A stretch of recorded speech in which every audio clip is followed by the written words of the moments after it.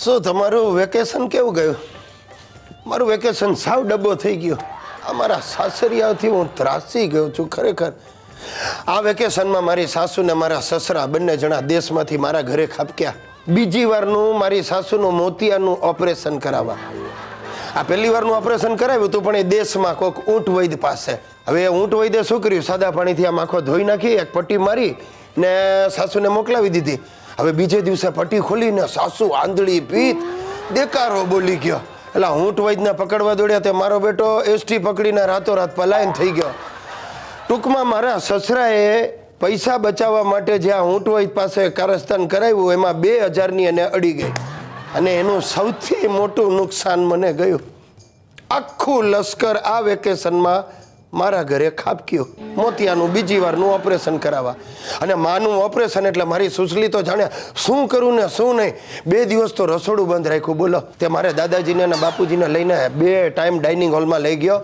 એમાં મને ચોટી.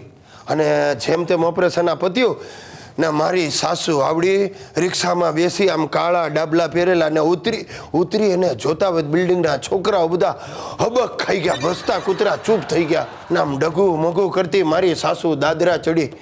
દાઉદની નાની બેન જોઈ લો ને પાછળ કાદર ખાન જેવો મારો સસરો. બંને જણા આમ ઘરમાં ગયા, સીધા મારા બેડરૂમમાં ઘૂસ્યા, એસી ચાલુ કરીને લંબાવ્યું. બોલો, મારે અઠવાડિયા સુધી રોજ ધાબા ઉપર શેતરંજી પાથરીને સુવાના વારા એવા. અને આટલું ઓછું એમ મારો સસરો બધાને ફોન કરીને કે હવે જોઈએ તો આવી જાજો, ખબર કાઢવા ઓપરેશન થઈ ગયું છે, આવી જાજો. અને બોલાવે એટલી જ વાર બધા નવરીઓના ધાડા મારા ઘરે વેકેશન હતી તે ઉમટ્યા ખબર કાઢવાના બાને. મારે બધાને ચા પાણી કરાવવાના, ફરવા લઈ જવાના, કાંકરિયા સુધી લાંબા થવાનું.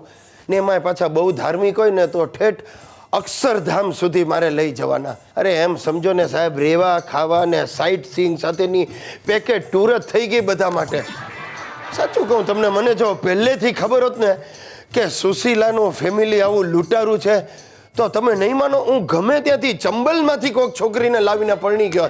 પણ હવે થાય શું મારું, તમે નહીં માનો કે અમે કરીને આ જવાનું નામ ન લે. તે એક દિવસ ધાબા પર આમ પડ્યો જાગતો તો રાતના ને ઓચિંતાનું એક ભૂત જેવું કાંક મારા પર ત્રાટક્યું.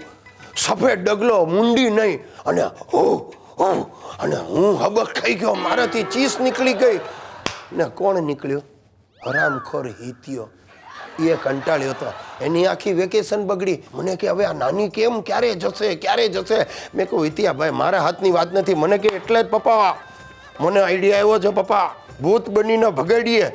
મેં કહું વેરી બેસ્ટ. આ તું આમ જ નાનીને ભગાડ હોપ કરીને. ને હિત્યો તો કૂદ્યો સાસુના બેડરૂમમાં. એ સાસુ ડરી ગઈ. ને બીજે દિવસે સવારે સાસુ ને સસરા પોટલા બાંધીને નીકળી ગયા. આવજો કરતા નથી રોકાવું, દેશ ભેગા થઈ જે કરીને નીકળી ગયા. સાહેબ, આ હિત્યો જીવનમાં પહેલી વાર મને કામ આવ્યો. ભાઈઓ, આ શ્રાવણ મહિનો મને ભારે પડી જવાનો છે.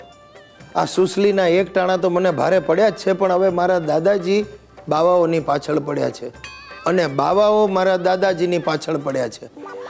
કોઈકે મારા દાદાજીને કહી દીધું કે જતા બાવાઓની, સંતો મહંતોની સેવા કરો, એમને જમાડો, એમને દાન આપો, તમારો આવતો ભવ સુધરી જશે. હવે મારા દાદાનો આવતો ભવ સુધરશે કે નહીં એ તો ઉપરવાળો જાણે, પણ મારો આ ભવ બગડી જવાનો છે. તમે નહીં માનો સાહેબ, મારા દાદાજી રસ્તે જે બાવો ભટકાય એને ઘરે લઈ આવે છે. આખા શરીરે ભભૂતિ ચોપડી હોય, પગ ગારાવાળા હોય એવા બાવાઓ ઘરમાં ઘૂસે છે. અને મારા દાદાજી આખા ઘરને ભેગું કરીને એમને પગે લગડાવે છે. એ બાવાઓના ગંધાતા પગ ધોઈને ચરણામૃત પીવાનો આગ્રહ કરે છે. અને બાવાઓ મારા બેટા બ્યુટી પાર્લરમાં બેસીને જાણે પેડિક્યોર કરાવતા હોય ને એવો આનંદ લૂંટે છે. તમે નહીં માનો, મારો હિતિયો તો હવે એવો બગડ્યો છે. મને કે પપ્પા, હું આ બાવાનું પથ્થર મારીને માથું તોડી નાખું. અરે મેં હિતિયાને માંડ શાંત પાડ્યો. અરે હમણાં તો એક બાવાને સાષ્ટાંગ દંડવત કરવાનું કહ્યું. તમે બધા લાઈનમાં ઊભા રહ્યા. સુસલી જેવી વાંકી વળી, હરામખોર હિતિયાએ સુસલીને ધક્કો માર્યો. સુસલી બાવા પર પડી, બાવો જમીન પર પડ્યો. તાબડતોબ 108 બોલાવી પડી. એ બાવો અત્યારે હોસ્પિટલમાં બાટલા પર છે અને એના બિલ મારે ભરવા પડે છે.